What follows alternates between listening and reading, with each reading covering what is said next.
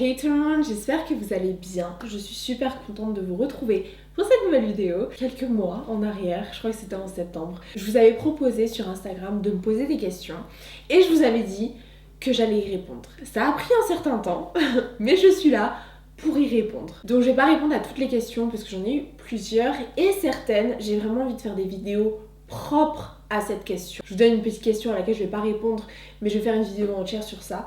C'est comment as-tu vécu ton équilibre en tant que femme, mère, épouse? C'est une très bonne question et je ferai une vidéo du coup sur ça. Donc la première question c'est l'arrivée du bébé a-t-elle changé quelque chose dans ton couple? Alors oui, honnêtement oui. Au début c'était difficile parce que pour les mamans, vous le savez très bien que euh, ton bébé arrive et c'est le centre du monde. C'est hyper dur de se détacher au début de... Et c'est normal, j'ai envie de dire, le bébé il vient de sortir, il a besoin de toi plus que jamais. Et toi, tu viens de le sortir aussi, tu sais pas trop ce qui t'arrive. Donc c'est normal que ton bébé va tout chambouler et va affecter aussi ton couple. Donc je sais qu'au début, c'est clair que les date nights, les rendez-vous dehors, il y en avait zéro, on est d'accord. Mais au fur et à mesure, ça se réajuste. Donc au début, vraiment, voilà, comme je disais, c'était intense. Mais après, au fur et à mesure, ok, tu apprends en fait à fonctionner en tant que couple dans ta famille. Alors qu'avant, ton couple et ta famille. Mais là, ça change un petit peu. Après, voilà, il y a des choses qui changent aussi dans le sens où tu vas plus faire des voyages spontanés. Enfin, tu peux encore en faire, mais ça va être plus organisé, on va dire. Tu peux plus sortir tous les soirs pour aller au restaurant. Après, voilà, je dis pour moi, hein, il y en a qui le font. Mais en tout cas, voilà, c'était ça pour nous. Donc oui, ça vient changer, mais ça vient embellir. C'est pas quelque chose de négatif, c'est un réajustement, c'est un équilibre à retrouver. Mais ça le fait. Et ça demande aussi d'être plus intentionnel, de te mettre en priorité, d'être juste intentionnel. Deuxième question, qu'as-tu appris durant le mariage que tu ne savais pas avant?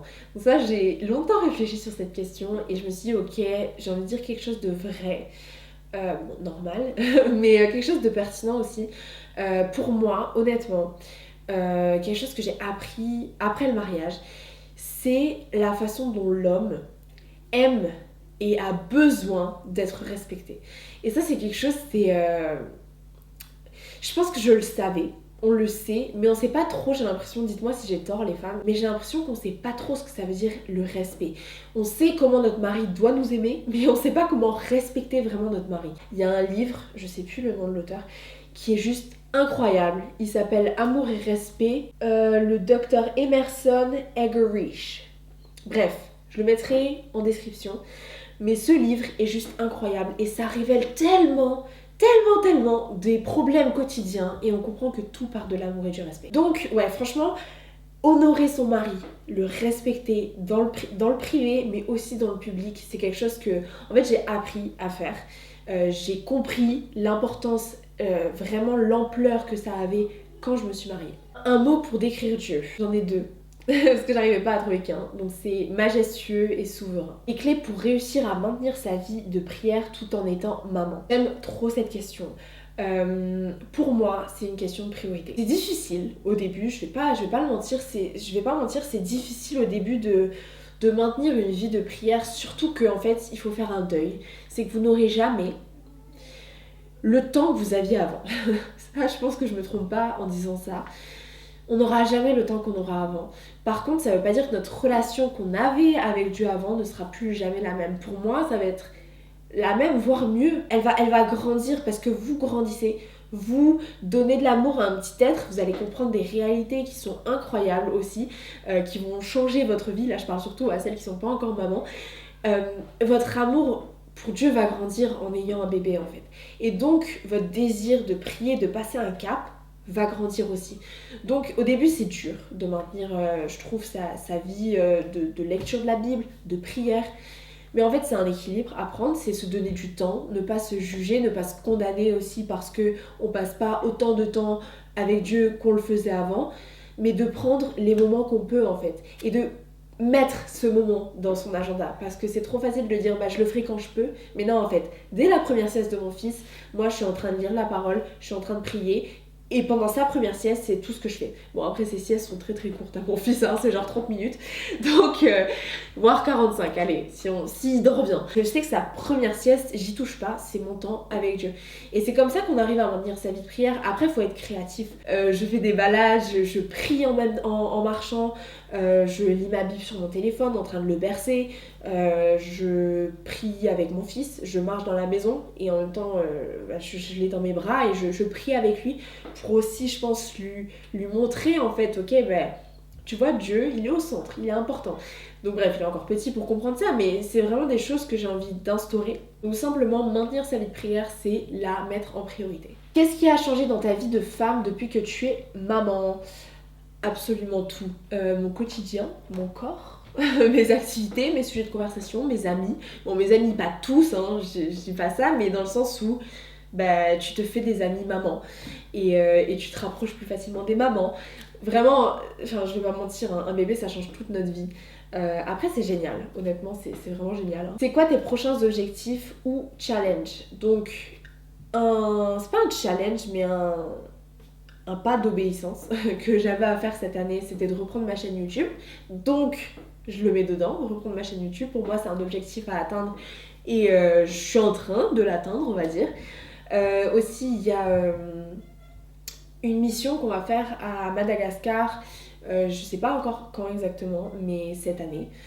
Courant peut-être autour de septembre. On va faire une mission avec Je n'ai pas honte à Madagascar. Si vous ne connaissez pas, Je n'ai pas honte. Je suis là en mode, faut rater quelque chose. Limite, en vrai, si vous avez toujours rêvé de faire la mission, je vous mettrai le lien de notre Instagram en description, juste pour que vous alliez checker le compte Instagram Je n'ai pas honte. On fait des voyages missionnaires, donc là cette année il y en aura 3 normalement. Est-ce que je peux révéler encore? Je vais rien dire, mais en tout cas il y aura Madagascar et j'ai trop hâte d'y aller, honnêtement. On va y aller avec Jacob et ça c'est quelque chose aussi, j'ai trop envie de lui montrer, ok, c'est quoi la mission. Honnêtement, j'ai ma part de challenge là-dedans aussi, mais j'ai trop hâte de lui montrer la passion commune qu'on a avec JM et l'appel de Dieu qui nous a donné aussi, donc ouais, c'est ça. Est-ce que la mission fait toujours partie de ta vie actuelle? Donc du coup oui. Avec Je n'ai pas honte, on est parti l'année dernière en Thaïlande. Non, il y a 2 ans. Waouh. L'année d'avant encore. On est parti en Thaïlande et là on part à Madagascar du coup. Courant septembre. Et dernière question, quels sont tes conseils pour s'adapter au mieux à chaque nouvelle saison de vie? Comme un peu au fait de s'adapter, adapter sa vie de prière, au fait d'être maman, peu importe ta saison de vie, que ce soit tu passes de célibataire ou fréquentation, ou même sans parler de tout ce qui est familial, mais t'as un nouveau travail qui te prend beaucoup plus de temps, peu importe, ton mode de vie change, t'es dans une nouvelle saison. Le plus important, c'est de persévérer et de se donner du temps. Pour moi, c'est les 2 choses les plus importantes. Ne pas se juger, mais vraiment, ok, de se dire, ok, je suis dans une nouvelle saison, je vais persévérer. Même si au début, j'arrive à genre 5 minutes avec Dieu, j'arrive pas à faire plus, prends ces 5 minutes, mais prends-les d'une bonne façon, prends-les qualitatives.